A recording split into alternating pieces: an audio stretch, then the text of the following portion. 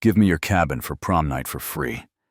That's the first sentence I heard while I was elbow deep in a busted transmission motor oil on my knuckles, coffee going cold beside the vise.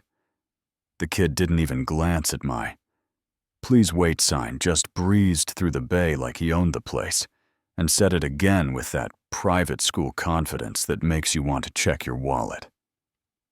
Jack Collins. Perfect polo, perfect haircut. That look in his eyes, like the world is a vending machine, and he's got the only dollar bill that never jams. I told him the truth. My Silver Lake cabin was booked months ago for Memorial Day. Same family every year, contract signed, deposit paid. He blinked like no one had ever said no before. But it's for prom, he repeated like prom was a court order. Before I could answer, I heard the click of heels on concrete, and every mechanic sense in me went on high alert. Christina Collins glided in HOA president, queen of the pointed smile leather portfolio, thick enough to choke a lawnmower. "Mr. Rivera," she said, voice like silk wrapped around ice. "There seems to be some confusion about the cabin." "Confusion," she said. Like my calendar was a rumor. She laid out papers, and the message came dressed up in polite words. Community cooperation, parking concerns, county inspections. Permits and schedules can move. She added up. Or down. No wink. No need. I kept my voice even. "Ma'am, the cabin is booked. The Hendersons have been with us 3 years. She studied me like I was a stuck bolt. "You're a reasonable man," she said. And reasonable men tend to understand how quickly things can get complicated. I mentioned my wife Laura might object to threats. Christina laughed. "Sweetheart, I talk to county officials every week. Your little housewife can't touch me." Yeah, that happened. The next morning, 5 cancellation emails hit my inbox, all for that same weekend, all citing safety concerns and neighborhood disputes. The Hendersons were apologetic, which somehow made it worse. I'm sitting there with my coffee when a nervous man in a too-nice suit shows up at my door. "I'm Richard Collins," he says. Christina's husband hands shaking as he passes me friendly guidance about zoning and occupancy. He keeps glancing at his car like he expects someone to grade his performance. He wanted me to know the county can take a very close look at small businesses if a respected community leader asks. You know what I mean. While he's talking, my neighbor Maria Santos jogs by, bright and breezy. "Morning, Gregory," she says, eyes flicking to the paperwork and back to me. "If anything official is brewing, document everything. Names, dates, photos. Paper trails, love daylight." She jogged on, but the message landed. That afternoon, I started pulling threads. Christina runs the Pine Valley Youth Foundation, says they serve hundreds of kids. Their website is all stock photos. And corporate fluff, their social media is a ghost town, and the address is a P.O. box tucked between a smoothie shop and a nail salon.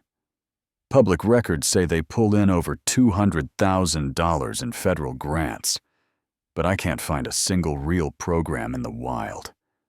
Then a certified letter shows up announcing a surprise comprehensive inspection of my cabin, with fines that could empty my savings if I miss a comma. Paperclipped to it is a note in careful handwriting, requested by a third party with influence. Prepare thoroughly. Some people don't like to lose. No signature. That night, Laura listened at our kitchen table, hands around her mug. Cop, neutral face on. "I can't get involved in HOA disputes," she said, every word chosen like it might end up on a stand. "Document everything, follow the code. Keep your cool." I nodded and read the thing she wasn't saying out loud. The thing I'd been sensing for months when she took encrypted calls and came home with that steel in her eyes. This wasn't about parking or prom anymore. 2 days later, a small miracle found me in the cereal aisle at Monty's Market. Mrs. Carter, retired bookkeeper, hands trembling, leaned close. "I did part-time work for the foundation," she whispered. "The numbers don't match the programs." She pressed a worn manila envelope into my hands. Inside, photocopied statements, grant summaries, invoices from vendors that don't exist, transfers to names that read like shell companies. I asked questions, she said, and got fired. I drove home, spread those pages across the kitchen table, and traced arrows like I was mapping a storm. Money flowed into the foundation, washed through fake vendors, and reappeared as campaign donations from squeaky clean committees, sometimes in other states. Maria came by for coffee, and in that casual neighbor voice suggested public records. I should request places where real programs leave footprints, and where fake ones leave smudges. Meanwhile, Jack started popping up where his parents did business. Corner booths, courthouse steps, park benches with a clean shot of the county building. He had his phone angled just so. At first I thought teen drama. Then I realized he was quietly recording his parents not for truth, not for justice, but so he could twist their secrets for more allowance and a new car, whenever he felt like it. Kids play with fire, but sometimes the room is already full of gasoline. The inspection at my cabin felt like a siege. Christina arrived with a building code officer, a fire inspector, and a private investigator hauling a lens that could count my pores. They ran the checklist. Sprinklers exits, alarms rails, extinguisher tags. All there, all current, all documented. We fixed a loose deck board, while they watched the PI clicking like he expected a confession to fall out of my drill. After 3 hours, the senior inspector cleared his throat. "Property's compliant," he said. Christina smiled, but her eyes told the truth. She was out of legal rope. That night, Laura sat me down and finally pulled back the curtain. "I'm going to tell you something I shouldn't," she said. "For the past 18 months, I've been leading a federal task force on corruption and nonprofit fraud, multi-agency, multi-county.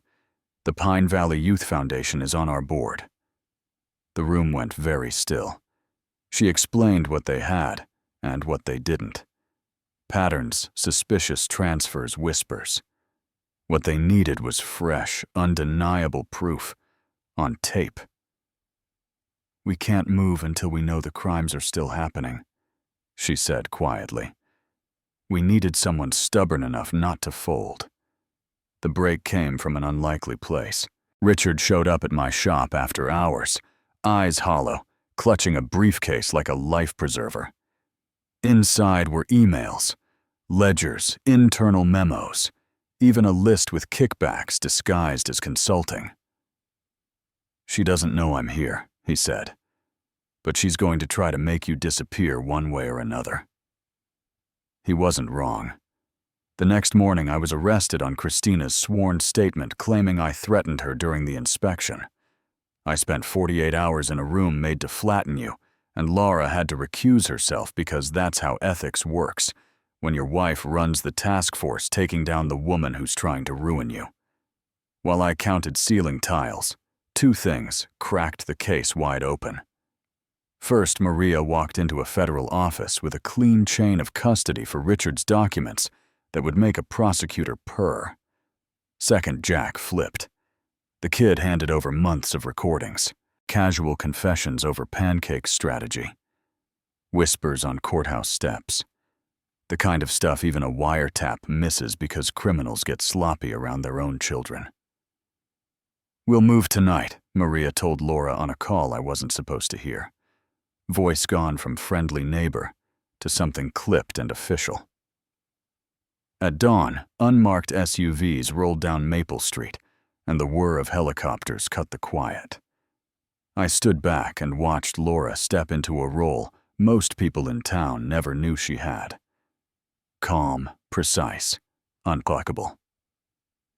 Christina opened her door, saw my wife in tactical gear, and did that thing where the face cycles through shock, anger, bargaining, then that cold, hollow knowing. Laura read the charges. Conspiracy, money laundering, election fraud, racketeering, obstruction, perjury, while evidence boxes marched out the front door. Christina tried one last play on bond, walked into First National, and asked for a large withdrawal tied to accounts that had already tripped alarms. The teller's hands were steady. Her eyes kept flicking under the counter protocols, lighting up like runway lamps. When the glass doors opened again, Christina didn't get cash. She got cuffs. After that, things moved fast. Richard cooperated and traded a long sentence for a shorter one.